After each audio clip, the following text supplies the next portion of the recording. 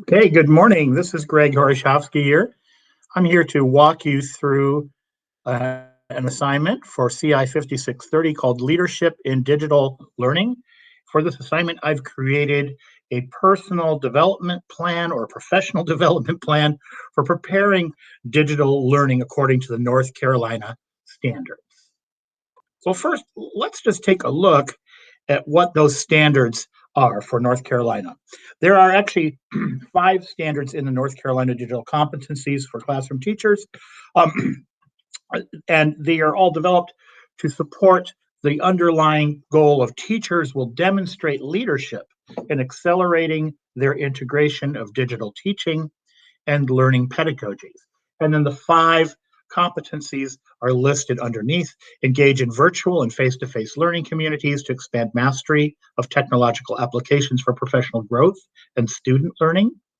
Take initiative with own professional growth to inform practice. Demonstrate leadership for technology innovation beyond my own classroom.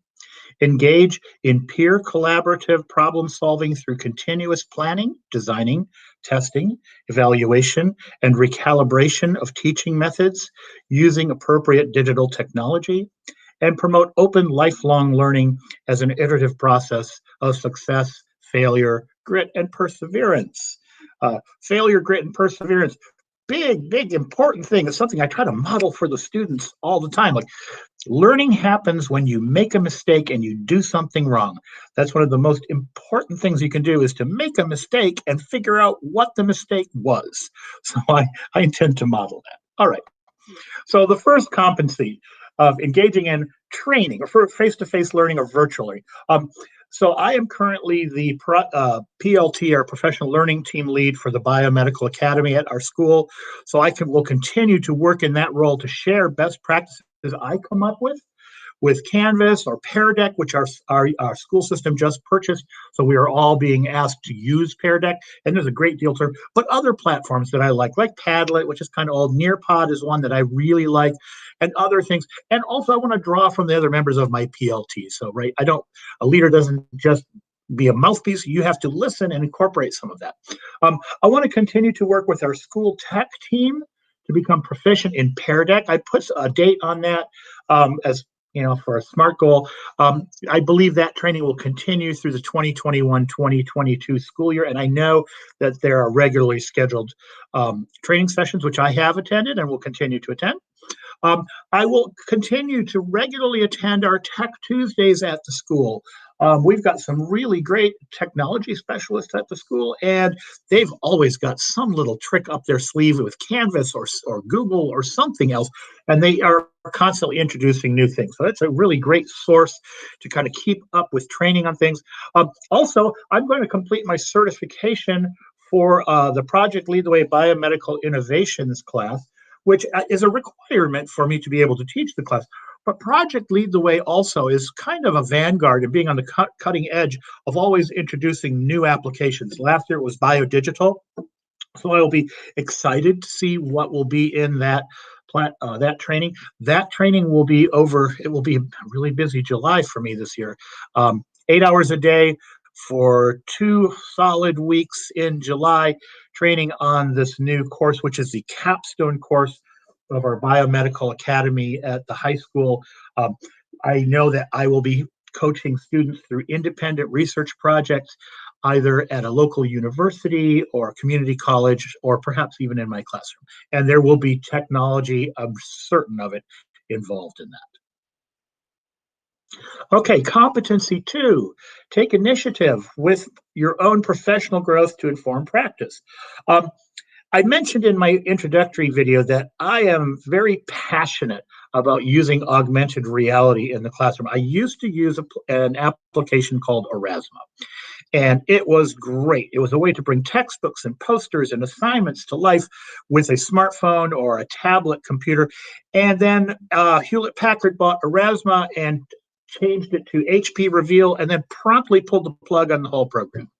So I'm rather frustrated. I've lost everything I've built. So I'm trying to find something new. Recently, I found a new application called Halo AR. So I'll be evaluating Halo AR this year, but I'm constantly on the lookout for finding something to replace Erasmus so I can bring that back into my classroom. I want to continue to develop my expertise in Canvas. Canvas is rolling out new things all the time, and I want to stay on the cutting edge of using that. I find Canvas to be a really useful tool, and it is what we are required to use in my PLT in the Biomed Academy. So I'm teaching the other teachers how to use Canvas and learning from them as they discover new things. I want to expand my use of the Google Collaborative Tools suite in the classroom. I mentioned at the beginning of this course in a video that I have all of my students keep a digital laboratory notebook. So I want to expand the use of Google Docs in my Canvas course, shared docs where students are working on it together, Google Sheets to give the students an exposure to how that works because it's not exactly the same as Excel. So I want to make sure that they understand, but also how to include those as tools that they really need to have in their lab notebooks. Also, I'm going to keep up just myself by following tech strategies from this site I really like is Teachers for Teachers. I use them a lot. And they've got a really great feature of free tech for teachers. Lately, I haven't been following it. I've been kind of busy with wrapping up the school year and virtual pandemic teaching and classes at App State and everything. But I will make that a higher goal for myself this year to try to keep up with it because there's always something new and exciting happening there. Competency 3, demonstrate leadership for technology innovation beyond my classroom. Well, beyond my classroom still extends to the Biomed PLT. I don't teach everything, so I want to make sure that we are using technology smartly or wisely, and maybe is a better word, to address student needs. Take a look at our assessment data as we do data analysis and look, is there a technology that maybe would solve a problem that we're having with certain students not getting through an assignment or not understanding a certain concept? I am also going to be working with Biogen, a local biotech, well, a national biotech company who is local here. They've set up something with the Wellcome Foundation to have us do a STEM summer camp, and I will be leading the biomedical effort there with technology platforms for rising 8th graders. Again, I would really like to use augmented reality, but some other technology platforms there as well. I'm working with our engineering department and our IT department to find something that fits all three sides. That STEM camp has engineering, IT, and biomedical, and we are all looking at solving or making life better for patients with a disease called spinal muscular atrophy. Biogen has a new RNA drug for that, which is rather expensive, but we're trying to use that as a platform to train students to think like scientists and cure diseases. I'm also the HOSA club leader at our high school, so I'm going to work with my students in HOSA to employ technology to bring awareness about every month they cover a new disease: heart disease, breast cancer, what have you, influenza, COVID-19, we did one. But typically that has involved them setting up a table and maybe just having some flyers. I think I want to do something a little bit more, maybe have them start either a blog or a web page, or again, this would be a great place to use augmented reality for these guys, right? Be a really fun thing to do. I also am a member of the CTE department in Wake County. So when we have our our regional and county meetings, I can share technologies and practices that I've learned and try to gain some from the other teachers in my district. Competency 4, engage in peer collaborative problem solving through continuous planning, designing, testing, evaluation, recalibration of teaching methods using appropriate digital technology. Okay, since I'm the PLT leader, I'm going to add a technology review component to our weekly meetings. It can be 5-10 minutes, but who did something cool this week? Who learned something new? Who ran into a problem? Let's share the wealth, share the best practices, and get everybody, bringing ideas to the table, and make sure that those don't just live in a silo in one classroom, but that we share the wealth around, because it's good for all of our students. I'm going to continue to work with the biomed faculty to continue to master using Canvas.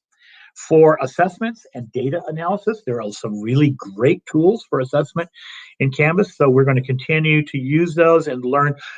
We have not yet gone into the point by variance correlation yet, which is a really great way at looking at each individual question that you write. Did students who normally do well on tests, did that question confuse them, and how would you rewrite it? So a really valuable tool there to use. And again, as I mentioned before, regularly attend Tech Tuesdays at my school. Finally, the last competency on this, to promote open lifelong learning as an iterative process of success, failure, grit, and perseverance. I try to model this in the classroom all the time. So I'm always trying out new things. The kids know, I always tell them, you're going to be a guinea pig today. It's the first time I'm trying out this platform.